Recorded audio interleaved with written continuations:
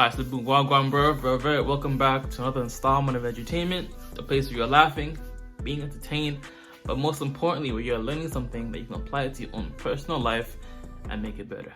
How am I doing today? I'm doing more, saying less, and keeping that same energy. No cap.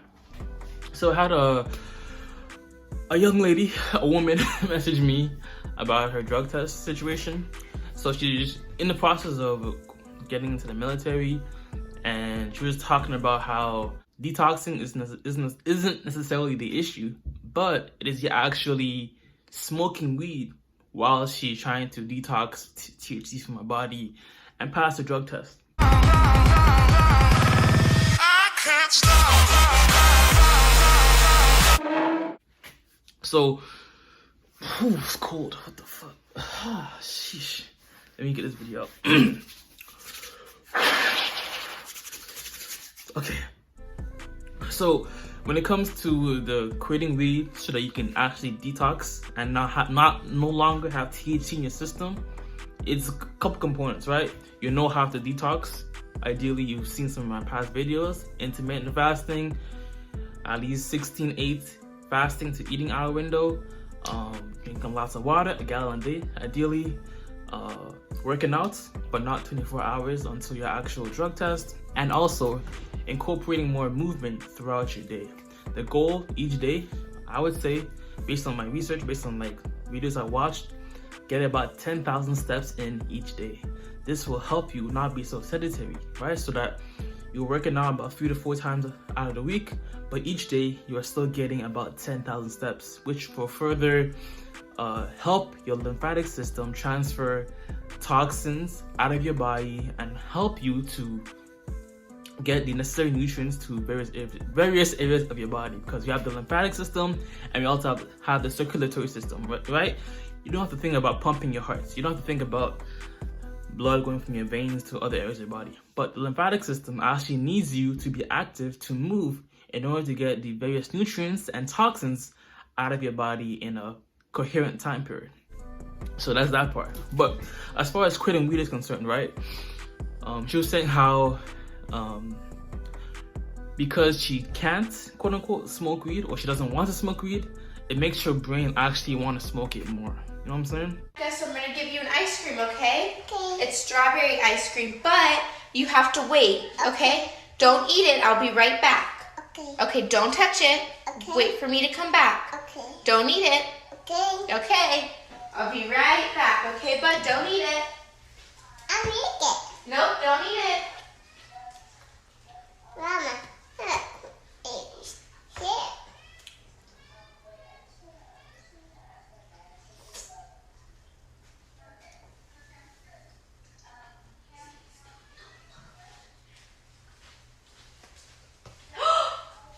Are you eating it?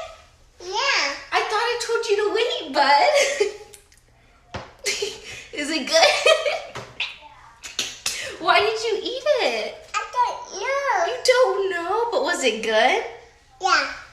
I mentioned this in the past, but I just want to make sure that more people are aware. Don't focus on what you don't want. Focus on the outcome that you actually want, okay? Anytime the thought to smoke arises or pops up into your head, cravings, what is your thought process? Your thought process should be, what do I want out of this? Why am I quitting weed? Right? The more pertinent it is to you, the more personal it is to you, the more likely you are to follow through and not relapse or give in to your craving. For example, it's important for you to take inventory of when you usually smoke. Were you usually a wake and baker? Were you usually smoking to fall asleep? Or were you smoking throughout the day, right? Once you know the time frames that you tend to smoke, the next thought process should be, what can I do that time now? Instead of waking and baking for the first 30 minutes of your day, or as soon as you wake up, you go for a walk, 30 minutes. Don't just focus on the outcome that you don't want, but create new habits and focus on the outcome that you do want, right?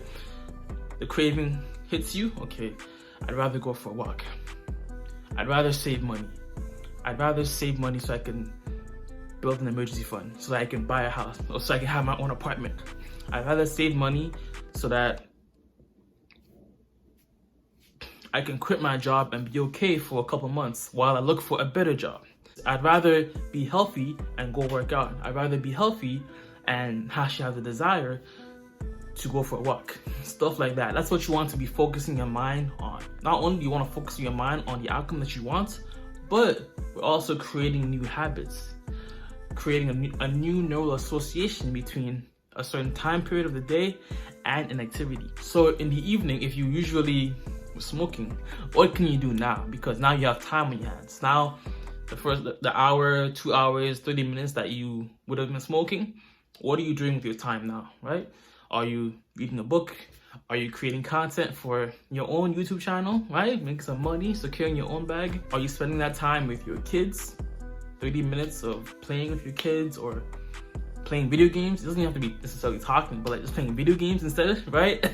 But essentially you're creating new habits or creating a new activity for yourself that coincides with the time that you used to smoke weed, right? So focus on the outcome that you want and create new activities for yourself that can further change your neural association to marijuana, right? So that's just something to think about when you are trying to detox to ultimately pass the drug test, right? We know about the detox methods, but the methods aren't going to be very useful if you are relapsing throughout your whole 7-day, 14 days leading up until your drug test.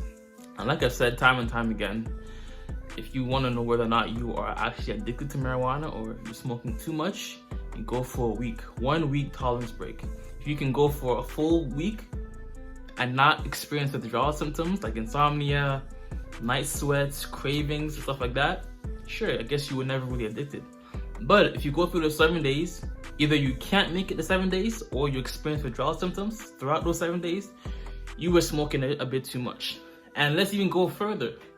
If you can go 30 days without smoking marijuana, you will be able to have a greater perspective on whether or not marijuana is the thing that was holding you back in life, or holding you back from making more money, holding you back from being healthier, or holding you back from having the amount of money in your bank account that you would like, right? 30 days without weed will give you that perspective as to know what are the things that, what other things were holding you back, as opposed to me being the person that blames things on weed, right? I'm not saying weed is bad. I've never said weed is bad. I never said weed is the issue. But it can be one of the issues that you no longer need in your life if you can't handle smoking it, eating it responsibly. You know what I'm saying? While I go on other things, future Owolabby here. I had to find some good lighting. It is, as you can see, it's evening, dark. You wouldn't be able to see me in regular conditions. Cough, cough, laugh, laugh. But yeah, so what I wanted to say was that it's also important that you have consequences for when or if you do relapse. What is the consequence? A lot of us, just human psychology, we tend to avoid pain more than we seek pleasure. If you compare two situations, right? Someone says, I'll meet you tomorrow and I'll give you $1,000. Just that. Or if you don't meet me tomorrow, I'll kill your mom. I'm sure $1,000 still sounds like a lot, but the urgency to kill your mom or to have some type of pain is greater.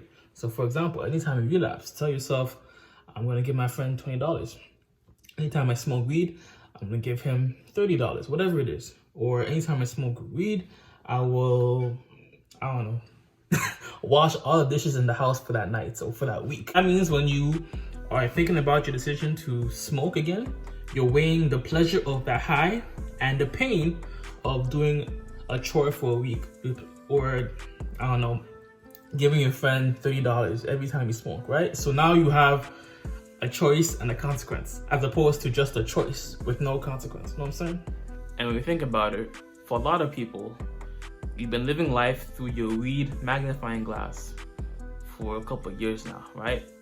Every single day you've been smoking, or every other day you've been smoking. And you've never been able to really see life from the perspective of a non-stoner for a little bit. So the opportunities that you missed out on, the inability to stick to your commitments, because weed is like, when you get that high moment, it's like a mini orgasm. This is one of the reasons why people get addicted to pornography, right? You get high, you think you are the person having sex with all of these different women, like one guy gangbang, 2 girls and one guy and 2 girls, same thing, or whatever it is, right? And you feel like you are that guy, so you have no desire or need to go and approach girls in person or go and talk to girls in person. And likewise, marijuana, when you do it too much, makes you feel like you've already reached the pinnacle of life. You're already making the amount of money that you want.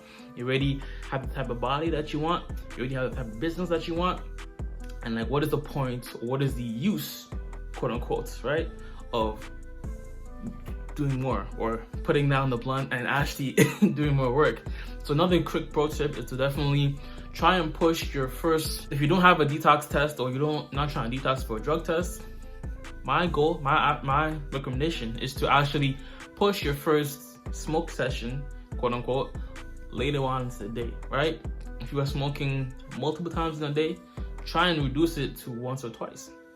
And then you gradually take it away, right? So be as busy as you possibly can in the morning, afternoon, and then have a smoke session in the evening. This not only will help you save more money, but it will gradually break that no association that you create to marijuana. You know what I'm saying? So big ups all the mandem, all the galdom, boys, girls, brevette that are trying to detox for a drug test, either for government job, military, whatever it is. Big ups on your success passing. Much love. God bless. Peace and joy. Always remember, if it doesn't feed you, don't water it. And too much of any good thing is good for nothing. How are you doing today? Hopefully you're doing more, saying less, and keeping that same energy. No cap. Flip the script. I'm out. Deuces. Yeah, I'm certified. You can find it in my blood. I'm Buddha on the ones, the one they wanna catch. I'm Corona on the run. Back in 2017, ain't no gangs, ain't no woes. It was me.